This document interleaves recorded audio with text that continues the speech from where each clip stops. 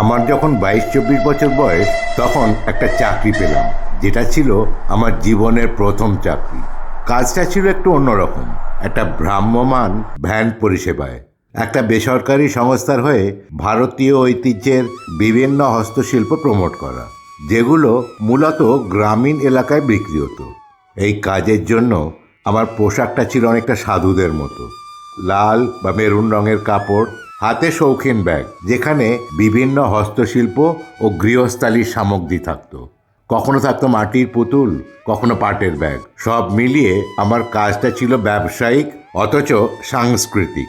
3 বছর কাজটা করেছিলাম। আর একবার এরকমই একটা কাজের অ্যাসাইনমেন্টে এমন এক ঘটনার মুখোমুখি হলাম যা মনে পড়লে আজও কেঁপে উঠি। সেবার আমার কাজটা ছিল মেদিনীপুর জেলার চিল্কিগড় স্টেশন থেকে প্রায় 15 কিলোমিটার দূরের একটা গ্রাম কুসুমডাঙ্গায়।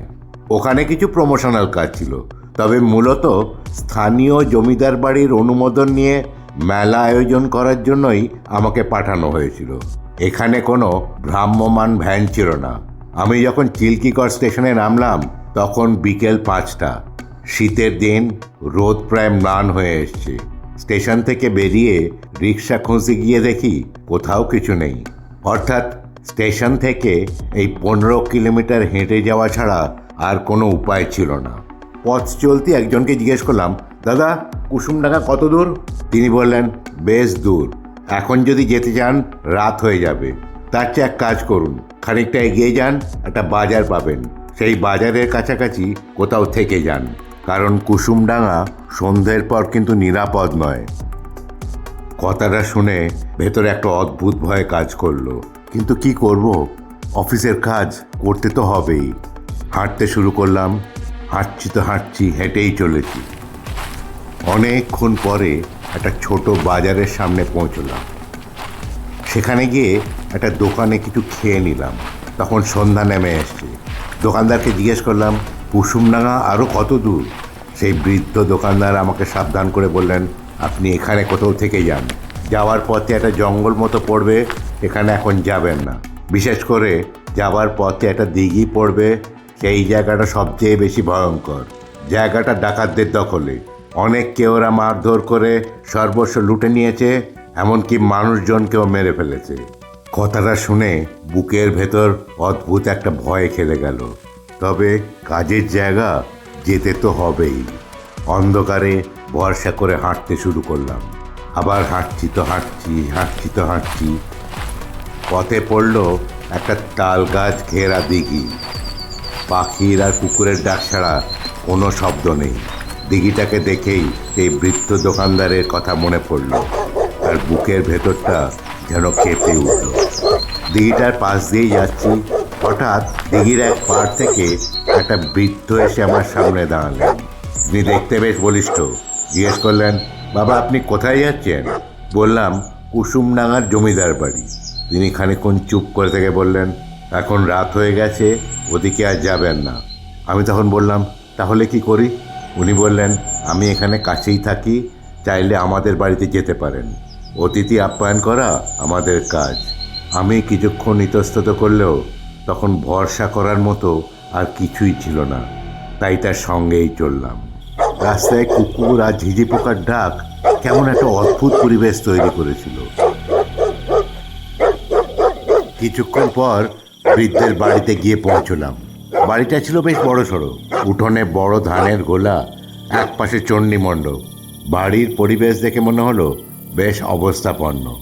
আমাকে থাকার জন্য চণ্ডী মণ্ডপের গায়ে একটা ছোট ঘরের ব্যবস্থা করে দিলেন, আর বললেন, আপনি তো ব্রাহ্মণ মানুষ, আপনি নিজেই রান্নাবান্না করে খান। এই বলে রান্নাবান্না করার ব্যবস্থা করে দিলেন। রান্না করতে বসেছি, এমন সময় বাড়ির একজন বউ ঘর ঝাঁট দিতে দিতে আমার সামনে এসে দাঁড়ালো। অদ্ভুত চোখে সে আমার দিকে তাকিয়ে রইল। কয়েক মুহূর্তের জন্য দাঁড়িয়ে চলে গেল, কিন্তু আবার এলো। হয়তো কিছু বলার চেষ্টা করছে। একবার সে আমার রান্নাঘরের কাছে এসে নিচু গলায় বলল, আপনাকে এখান থেকে পালাতে হবে, এরা মানুষ ভালো নয়, রাতের বেলা আপনাকে মেরে ফেলবে আর আপনার সর্বস্ব লুট করবে। আমি তখন ভয়ে কাঁপছি। মেয়েটি একটু পরে ঘুরে এসে বলল, পালানোর কোনো পথ নেই, চারদিকে ওরা ঘিরে রেখেছে, এখন আপনার বাঁচার একটাই উপায়, আমি যা যা বলবো সেটা মনে রাখবেন আর সেটাই করবেন। এই বলেই সে বলল, দাঁড়ান, আমি একবার বাড়ির ভেতর থেকে ঘুরে আসি, নাহলে আবার সন্দেহ করতে পারে। আমি তখন প্রায় ভয়ে কাঁপছি, কি করব বুঝতে পারছি না। মেয়েটি একটু পরে ফিরে এসে বলল, শুনুন, মনে রাখুন, আমার নাম প্রিয়াঙ্কা, আমার বাপের বাড়ি পূর্ব বর্ধমানের শিলার, আমার বাবার নাম যদুনাথ বারুই। আবার বলছি, আমার নাম প্রিয়াঙ্কা, বাড়ি বর্ধমানের শিলার, আর আমার বাবার নাম যদুনাথ বারুই। আপনি যার সঙ্গে এসছেন তিনি আমার শ্বশুরমশাই। শ্বশুরমশাই যখন আবার আপনার কাছে আসবেন তখন আপনি আমার বাবার নাম করে বলবেন, আমার বাবা আপনার মন্ত্র শিষ্য। আপনি এদিকে আসছেন শুনে আমার বাবা আপনাকে আমার খবর নিতে বলেছেন, এবং কথার ছলে আমার নামটা উল্লেখ করবেন। ভয় পাবেন না, গুলিয়ে ফেলবেন না। যদি ঠিকমতো সব বলতে পারেন তাহলে এই যাত্রা আপনি বেঁচে যাবেন। আপনি মনে মনে আওড়াতে থাকুন, আমি আবার ফিরে আসছি। কিছুক্ষণ পরে সে এসে বলল, চটপট বলুন, আমার নাম কি? আমি একটু থতমতো খেয়ে বললাম, কি যেন, প্রিয়াঙ্কা। প্রিয়াঙ্কা বললো, হ্যাঁ ঠিক আছে। আমার বাবার নাম কি? আমি বললাম, হরনাথ বারুই। মেয়েটি বললো, না না, হরনাথ না, যদুনাথ, যদুনাথ বারুই। আমার বাবা থাকেন কোথায়? আমি বললাম, বর্ধমানের। মেয়েটি বললো, বর্ধমানের শিলার, পূর্ব বর্ধমানের শিলার, মনে রাখুন, ভুললে চলবে না। আমি আবার বললাম, হ্যাঁ হ্যাঁ মনে পড়েছে, আপনার নাম প্রিয়াঙ্কা, বাবার নাম যদুনাথ বারুই, আর আপনার বাবার বাড়ি পূর্ব বর্ধমানের শিলার। মেয়েটি বলল, ঠিক আছে, আমি এখন যাচ্ছি। শ্বশুরমশাই যখন আপনার কাছে আসবেন তখন আপনি ঠিক মতো গুছিয়ে বলবেন। আমি মেয়েটির কথাগুলো কাঁপা গলায় মুখস্থ করার চেষ্টা করতে লাগলাম। তখন আর রান্না করব কি, ভয়ের চোটে খিদে চলে গেছে, কিন্তু না খেলে এরা সন্দেহ করতে পারে। তাই কোনো রকমের রান্না শেষ করে প্রায় একরকম জোর করেই খেয়ে নিলাম। খাওয়া শেষ হওয়ার পর রাত যখন গভীর হলো তখন সেই বৃদ্ধ এলেন পান হাতে নিয়ে। আমি তখন সাহস করে বললাম, আচ্ছা, আপনাকে একটা কথা জিজ্ঞেস করতে ভুলে গেছি। উনি বললেন, বলুন। আমি বললাম, আমার এক মন্ত্রশিষ্য আছে, তারা থাকে বর্ধমানের শিলারে, নাম হরনাথ, না না, যদুনাথ বারুই। তার ছোট মেয়ের প্রিয়াঙ্কার এদিকে কোথাও বিয়ে হয়েছিল। আমি এখানে আসছি শুনে উনি আমাকে বলেছিলেন একটু খবর নিতে। আপনি কি সেই মেয়েটির পরিবারকে চেনেন? বৃদ্ধ একটু চমকে উঠলেন, তার মুখটা যেন একটু শুকিয়ে গেল। কিছুক্ষণ চুপ করে থেকে বললেন, বর্ধমানের যদুনাথ বারুই, আপনি তাদের চেনেন? আমি মনে জোর এনে বললাম, হ্যাঁ, তারা আমার শিষ্য, তাদের কাছেই তাদের মেয়ের কথাটা শুনেছি। বৃদ্ধ কিছুক্ষণ চুপ করে থেকে বললেন, আমার মেজ বৌমার নামই প্রিয়াঙ্কা, আপনি তার গুরুদেব? ঠিক আছে, আপনি বিশ্রাম নিন, আমি আসছি। কিছুক্ষণ পরে সেই বৃদ্ধ আবার ফিরে এলেন, সঙ্গে সেই বউটি আর একটি সন্না মার্কা একটি ছেলে, মনে হয় বৃদ্ধরই সন্তান হবে। আমার ঘরে ঢুকে সেই বউটিকে বলল, দেখো তো বৌমা, তুমি এই ভদ্রলোকে চিনতে পারো কিনা? মেয়েটি অদ্ভুত অভিনয় করলো, গলায় কাপড় দিয়ে এক মুখ হেসে আমাকে প্রণাম করলো আর জিজ্ঞেস করলো, কেমন আছেন ঠাকুরমশাই? এবার দু চারটে কথা হওয়ার পরে বৃদ্ধ বললেন, অনেক রাত হয়ে গেছে, আপনি শুয়ে পড়ুন। কিছুক্ষণ পর সেই বউটি আবার ফিরে এলো, আমাকে বলল, ভয় পাবেন না, আপনি এই যাত্রা বেঁচে গেছেন, বাড়ির লোকে আপনার কথা বিশ্বাস করেছে। শুনুন ঠাকুরমশাই, এই বাড়িটা হচ্ছে ডাকাতের আখড়া, অনেক মানুষকে মেরে লাশ এখানেই পুঁতে ফেলা হয়েছে। কাল দেরি করবেন না, সকাল সকাল উঠে বেরিয়ে পড়বেন। কখন ওদের মন ঘুরে যায় কেউ বলতে পারবে না।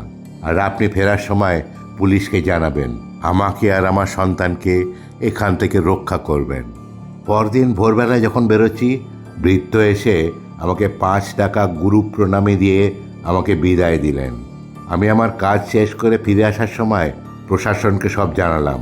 শুনেছিলাম কিছুদিনের মধ্যেই ওই গ্রাম থেকে অনেক ডাকাতদের গ্রেপ্তার করা হয়েছিল।